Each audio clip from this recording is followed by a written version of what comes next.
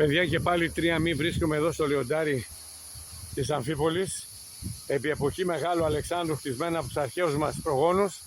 Και άμα δείτε από πίσω μου, έχει πέτρες. Αυτές οι πέτρες πρέπει να ήταν πολύ υψηλές και προστάτευαν αυτό το, πώς θα το εξηγήσω, το monument θα το πω λίγο στα αγγλικά, μου λείπει η ελληνική λέξη, και με σεισμούς, και έτσι πέσαν οι πέτρες, έχει πεσμένες πέτρες, και θα έπρεπε να υπάρχει μια είσοδο για να φτάσει σε αυτό το λιοντάρι.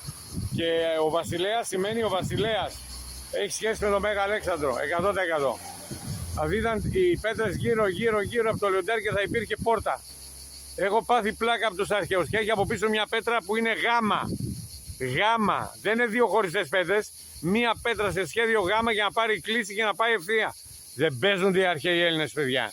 Είμαι full εντυπωσιασμένος. Και ας τον Μοχαμέτη στην τρέλα του, ας τους Σκοπιανούς στην Παλαβομάρα, ας τους Βούλγαρους στη Βουλγαρία τους, και οι Οθωμανοί ας τους τα όνειρά τους. Ότι όλα είναι τα όνειρα της καρδιάς τους.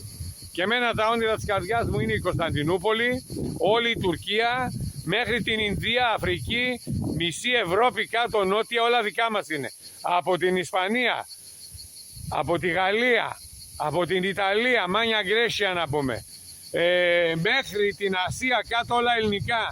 Αλλά μ' αρέσει που κανένας πολιτικός δεν μιλάει, γιατί είναι όλοι Εβραίοι.